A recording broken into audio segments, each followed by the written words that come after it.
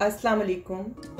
आज मैं आपके साथ एक इवनिंग स्नैक की रेसिपी शेयर कर रही हूँ।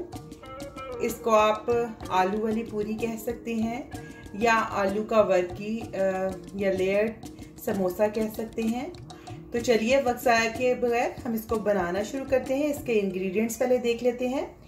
मैंने 1.5 कप मैदा ले लिया है और इसके साथ ही 1/4 टीस्पून के करीब सॉल्ट है, वो मैं इसमें ऐड कर रही हूँ।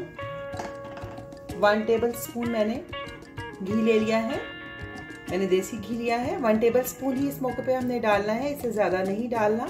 ये मैं इसमें ऐड कर रही हूँ और बस सादा पानी के साथ हम इसको गूंद लेंगे और हम इसका एक ऐसा आटा तैयार कर लेंगे जो ना ज़्यादा सख्त हो और ना ही ज़्यादा नरम हो। 2 मिनट मैंने इसको गूंद लिया है। आप ये देखिए इस तरह का मीडियम सॉफ्ट आटा तैयार हुआ है। अब इसके ऊपर मैं अच्छे से ऑयल लगाकर इसके ऊपर और नीचे और इसको ढक कर रख दूंगी 15 मिनट के लिए, ताकि जब हम इसको बेलें तो ये बहुत सॉफ्ट हो जाए। और मैं एक गीले रुमाल से इसको ढक रही हूँ, गीले किसी कपड़े से ढक दें। अब हम इसके लिए आलू की फिलिंग तैयार कर लेते हैं। तो 1 टेबल स्पून ऑयल ले लिया है और तकरीबन 2 टेबल स्पून के करीब प्याज है जो बारीक काट लिया है और इसके अंदर थोड़ा सा इसको सौते करेंगे। प्याज हल्के से ब्राउन हो रहे हैं तो अब इसमें कुछ स्पाइसेस डालेंगे जो कि कुछ इस तरह हैं। 1/2 teaspoon salt, 1/2 teaspoon red chilli, 1/2 teaspoon crushed red chilli, 1/2 teaspoon धनिया, 1/2 टीस्पून जीरा, 1/2 टीस्पून ही चाट मसाला और चुटकी भर हल्दी पाउडर। ये सब मसाले इसके अंदर ऐड कर देंगे और इसके लिए हमने 2 आलू ले लेने हैं, उसे बॉईल करके मैश कर लेना है। अब इसमें मैश हुए आलू डाल देंगे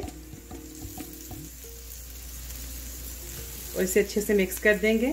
साथ ही इसमें एक हरी मिर्च और थोड़ा सा हरा धनिया डाल देंगे। इन सब चीज़ों को मिक्स करके बस 1 मिनट तक हमने पकाना है।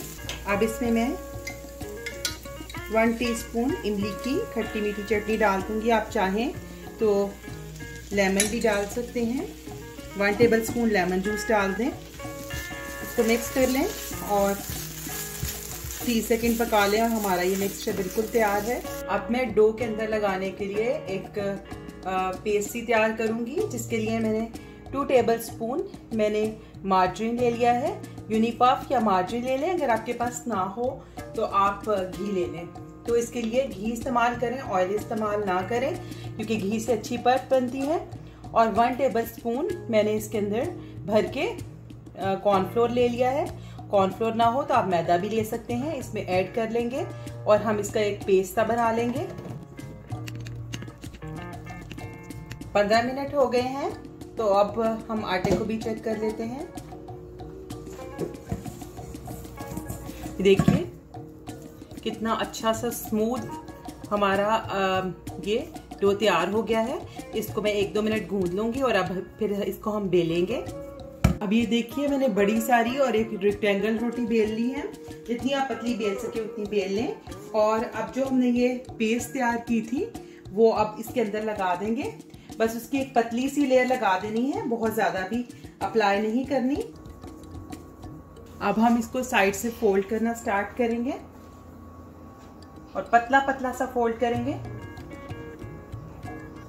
और इस तरह फोल्ड करना है कि इसके अंदर कोई एयर बबल्स ना रह जाएं। तो हमारा ये रोल तैयार हो गया है। इसको हम 10 मिनट के लिए रेस्ट दे देंगे ताकि आसानी के साथ बाद में ये बेला जाए और इसको बिल्कुल बराबर कर लेंगे। अब मैंने इसके ऊपर निशान लगा लिए हैं और मैं तकरीबन 1-1 इंच के इसको बराबर के 12 टुकड़ों में डिवाइड कर दूंगी।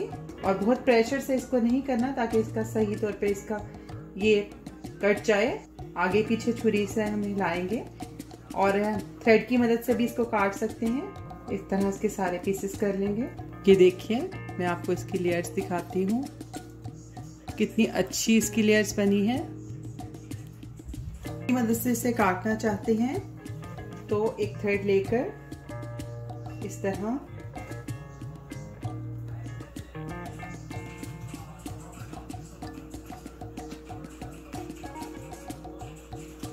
तो इस तरह से बहुत अच्छी सी इसकी जो पट्टी रहती हैं उसको काटने में बहुत आसानी होती है। दोबारा से देख लें।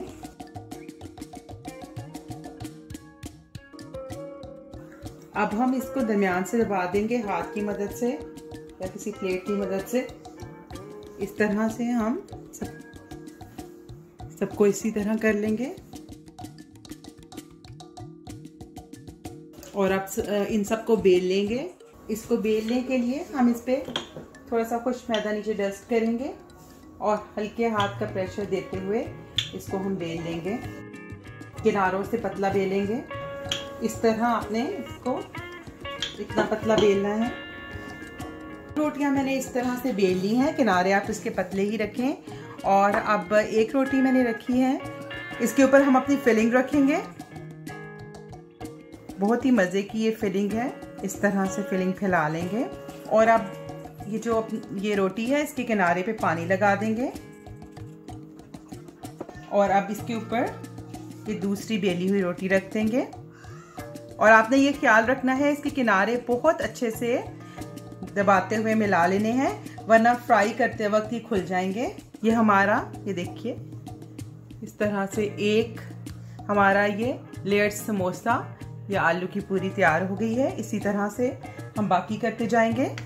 ऑयल मैंने गरम होने रखा है और इसको बहुत तेज गरम नहीं करना, चेक कर लेते हैं।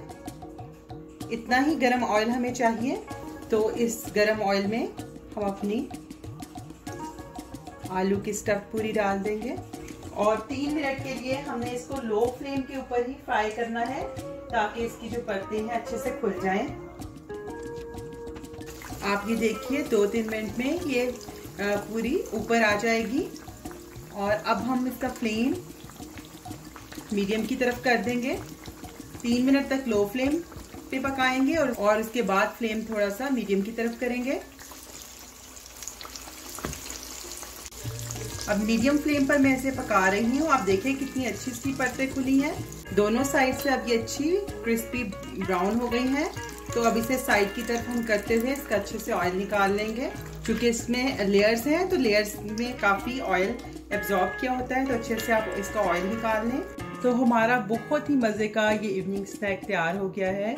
इसे आप आलू की फिल पूरी कहें या लेयर्ड समोसा। ये देखिए इस साइड से और दूसरी साइड से भी बहुत ही खस्ता है और बहुत मज़ेदार।